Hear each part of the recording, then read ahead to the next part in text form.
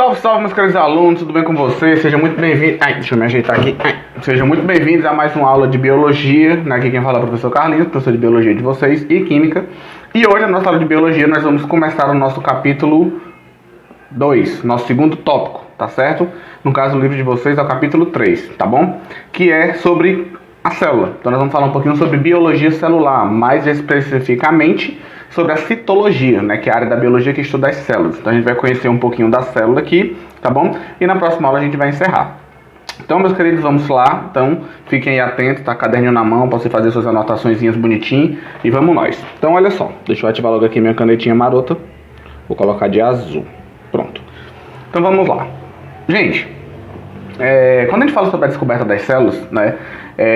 Não é fácil você precisar exatamente quem foi que descobriu, mas nós sabemos, por exemplo, que Galileu, né, quando criou e inventou o telescópio, isso serviu de base para desenvolver posteriormente o que a gente viria a conhecer como microscópio. Então nós tivemos aí, por exemplo, Robert Hooke, que é estudando sobre as cortiças. A cortiça, para quem não sabe, é um tecido vegetal morto, né? E aí ele pegando esse tecido de uma árvore, né, um tecido vegetal, ele utilizou algumas lentes que ele tinha, né? E aí era um microscópio bem simples mesmo, bem rudimentar, mas utilizando essas lentes, né, esse microscópio bem simples, ele conseguiu observar os compartimentos, pequenos compartimentos na cortiça, e ele deu o nome de célula, que significa pequeno compartimento, né? Na verdade, o que ele viu, como essas células eram mortas, o que ele viu foi os espaços deixados por as células quando elas estavam vivas, né? Mas foi ele o primeiro a dar o nome de célula, que do latim vem cella, que é pequeno compartimento. Depois nós tivemos o Anthony von Leeuwenhoek, que ele desenvolveu um microscópio um pouco melhor, né? Ele era um comerciante de tecidos, e aí ele desenvolveu um aparelho, um microscópio melhor, com as lentes de aumento melhor, e aí ele reconheceu a existência de organismos formados por uma única célula, ele conseguiu observar muitas coisas, né? Então o Anthony von Leeuwenhoek, ele deu uma contribuição gigantesca para o estudo das células, né? Principalmente por ele ter desenvolvido um microscópio um pouco melhor do que o do Robert Hooke, tá certo? E aqui nós temos, por exemplo, a vista, né, vista no microscópio das células da cortiça, né, que foi vista pelo Robert Hooke. E nós temos aqui as observações do Anthony von Leeuwenhoek, né, Leeuwenhoek, que ele escreveu num livro que ele escreveu. Ele colocou algumas anotações, alguns desenhos daqueles que ele viu, né, espermatozoides, algumas bactérias, né. Sabemos nós, né, que ele não algumas estruturas que ele viu, ele não sabia o que era, tá, mas ele desenhou ali. Hoje a gente já sabe o que é, nós já temos um conhecimento mais aprofundado, principalmente com o uso dos microscópios eletrônicos, que a gente vai ver esses microscópios mais para frente, tá bom? Então vamos lá. Os primeiros microscópios eram bem simples. Você tinha aqui uma placa de metal, uma lente, o material que ia ser analisado, um suporte, né, os parafusos, e este aqui foi o microscópio utilizado pelo Anthony von Leeuwenhoek, isso em 1600, né? E aí você tinha aqui uma lente, né, para você observar, um foco, e esses microscópios ele conseguiam ter um aumento de aproximadamente 270 vezes, né, comparado aos que a gente tem hoje. Nós conseguimos aumentar em mais de 10 mil, 15 mil, 20 mil vezes, né, ampliar. Mas apesar da ampliação ser pequena, para a época foi muita coisa, né? Isso impulsionou o estudo da célula de uma forma muito grande, tá bom? Então nós tivemos contribuições muito grandes desses dois senhores, do Robert Hooke e do Anthony von Leeuwenhoek, tá certo? Anthony von Leeuwenhoek.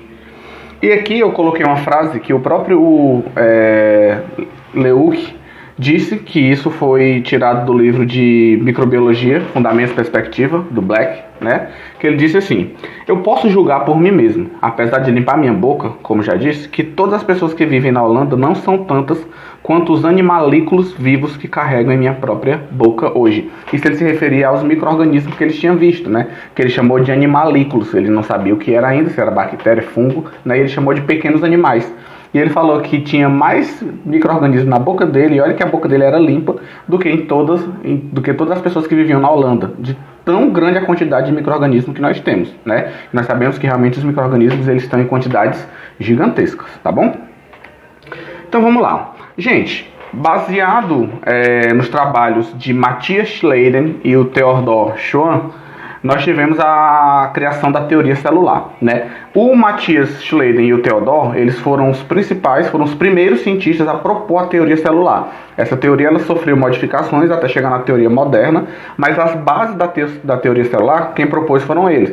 E eles diziam o seguinte: todos os organismos têm a célula como unidade morfofisiológica, ou seja, a célula é a unidade básica da vida. Todos os seres vivos são formados por célula. O Matthias era botânico, né? Ele falou isso em relação às plantas, e o Theodor era zoólogo, ele falou isso em relação aos animais. E aí eles generalizaram que todo ser vivo ele é formado por célula. Nós só temos uma exceção, que são os vírus, né? Os vírus, na verdade, nem é um ser vivo nem é um ser não vivo, porque ele tem característica de ambos. Então ele é um vírus, ele fica ali no limiar. A discussão para saber se um vírus é um ser vivo ou não, ela já extrapola os conceitos da biologia, né? Já pega ali a filosofia também. É uma discussão bem complexa, tá? E aí nós temos os seres unicelulares, né, que são aqueles que têm apenas uma célula, no caso das bactérias e dos paramécios. E nós temos os seres pluricelulares, são aqueles seres que possuem mais de uma célula, tá? São seres mais complexos, por exemplo, os fungos, as plantas, nós, seres humanos, os animais, nós somos seres pluricelulares, tá bom? Então aqui nós temos a foto do Matthias e do Theodor, né, que foram os primeiros cientistas a criar a teoria celular. Só que essa teoria ela sofreu modificações. Outros cientistas colaboraram, outros cientistas fizeram novas descobertas até chegar aos 3 pilares da teoria celular moderna, tá, que nós temos hoje. Então vamos lá. A teoria celular moderna, né, ela sofreu contribuições de outros cientistas, como o Kulick, o Rudolf Virchow, o Walter Flemming. E aí esses cientistas, juntamente com a ideia do Theodor e do Matthias, né, nós formularam a teoria celular como nós conhecemos hoje. Então a teoria celular moderna ela tem 3 principais pilares, digamos assim. O primeiro, que todo ser vivo é constituído de uma ou mais células. Isso já vem desde o Theodor, né, e o Matthias Schleiden, né, eles foram os primeiros a falar isso. Só que aí nós temos mais dois tópicos em relação à teoria celular. Todas as células só vêm de uma célula que já existe. Uma célula não pode surgir do nada, ou de uma célula de um ser inanimado. Uma célula só nasce a partir de outra célula que já existia, né? A gente vai ver isso bem lá na frente no processo de divisão celular, como é que uma célula se origina. Então, inclusive quem disse isso foi o próprio Rudolf Virchow, né, que uma célula só pode existir a partir de outra. Uma célula não nasce por acaso, ela não nasce do nada, ela só nasce de outra célula que já existe. Tá? E o terceiro princípio da teoria celular é que todas as funções essenciais à vida de um organismo, elas acontecem no interior da célula. É por isso que a célula é a unidade morfofisiológica, porque na célula é onde vai acontecer todos os processos necessários à vida, todos os processos bioquímicos, todas as reações bioquímicas, tá? A divisão celular, a troca de material genético, tudo isso acontece nas células, tá certo? Nosso corpo tem bilhões e bilhões de células e todas essas células desempenham funções, né? Elas têm uma estrutura que a gente vai ver mais para frente, tá certo? Então todas as funções essenciais para a vida acontecem na célula. Esses são os 3 princípios da teoria celular moderna, tá certo? E aí, gente, como é que a célula é organizada? Todas as células, né, elas têm pelo menos uma membrana plasmática que protege essa célula. A gente vai estudar cada constituinte desse separadamente. Nós temos um capítulo para cada constituinte desse. Então nós temos a membrana plasmática, nós temos o citoplasma, que é a parte interior da célula, e nós temos o material genético, no caso o DNA e o RNA, tá certo? Além disso, nós temos alguns grupos de células, que a gente vai já descobrir quais são, que possuem organelas, que é como se fossem pequenos órgãozinhos que cada um tem uma função específica na célula. Nós temos as mitocôndrias, os cloroplastos, os lisossomos, o retículo endoplasmático, dentre outros. Tá? A gente depois vai estudar separadamente cada um deles. E para encerrar, a gente precisa entender a principal diferença entre uma célula eucariótica e procariótica. Quando nós falamos sobre células, nós temos 2 grandes grupos de seres. Nós temos os seres procarióticos e nós temos os seres eucarióticos, tá bom? Então vamos lá, qual é a diferença? Primeiro, células procarióticas são aquelas células em que o material genético ele fica disperso no citoplasma. O DNA ele não fica guardado dentro de um núcleo bonitinho, ele fica solto no citoplasma da célula. Os seres procarióticos são organismos unicelulares, ou seja, só tem uma célula, as bactérias, por exemplo, e são seres bem mais simples. Tá? Células procarióticas não possuem organelas, que são aqueles pequenos órgãos que eu falei para vocês, que cada um vai desempenhar uma função. As células procarióticas não têm essas organelas. Só existe uma organela que as células procarióticas têm, que são os ribossomos, tá bom? Já as células eucarióticas, o material genético ele fica protegido pelo núcleo, ele fica guardadinho no núcleo, tá? Já é uma célula mais complexa, inclusive em termos de tamanho, tá? Uma célula procariótica ela é bem menor do que uma célula eucariótica. Nós somos seres eucarióticos, os únicos seres procarióticos que tem são as bactérias, tá? Todos os demais seres vivos são eucarióticos, tá certo? Plantas, animais, fungos, protozoários, tá bom? São seres eucarióticos. E as células eucarióticas, elas possuem as organelas. A gente vai depois estudar cada organelazinha dessa, tá bom? Gente, a gente vai ter um capítulo para cada parte da célula, para a membrana, para o citoplasma, para o núcleo e para as organelas. E aí vocês vão entender melhor. Inclusive entender a diferença de uma célula animal para um vegetal. O que é que uma tem que outra não tem. Apesar das duas serem eucarióticas, também existem diferenças, tá certo? Então, os seres procarióticos são mais simples, tá certo? Não tem material genético guardado no núcleo, não tem núcleo, o material genético é solto. E os seres eucarióticos são mais complexos, têm organelas, são maiores em tamanho e ainda tem o material genético guardado no núcleo, guardado no seu, protegido para o núcleo.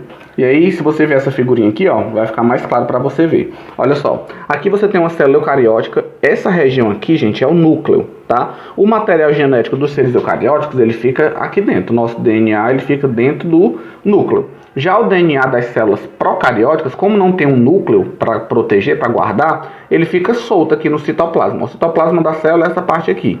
No caso da célula eucariótica, toda essa parte aqui é o citoplasma. Só que o núcleo não fica jogado. O DNA não fica jogado. Ele fica guardado dentro do núcleo. Na procariótica, não. Tá? E olha aqui as organelas que eu falei para vocês. Ó, complexo de Golgi, mitocôndria, lisossomos. Cada organelazinha dessa aqui vai ter uma função. Só que a procariótica não tem essas organelas, não. Tá? Carlinhos, o que é que toda célula tem? Independente de ser procariótica ou eucariótica. Toda célula tem citoplasma, tem membrana plasmática e tem material genético. E tem ribossomos, tá certo? As demais coisas só vão ter nas células eucarióticas, o núcleo e as organelas, tá bom? Então, meus queridos, é isso. Eu espero que vocês tenham entendido, tá? Nosso primeiro contato com o estudo da célula. Só pra gente conhecer o que é a teoria celular, um pouquinho do microscópio, a diferença de uma célula procariótica e eucariótica. Na próxima aula a gente vai estudar as técnicas para se analisar uma célula. Então a gente vai ver a diferença de um microscópio eletrônico, de um microscópio de varredura, né, os microscópios mais modernos, tá certo? E vamos falar de algumas teorias também, algumas leis aplicadas ao estudo das células, tá certo? Então eu espero que vocês tenham gostado e a gente fica por aqui. Tchau!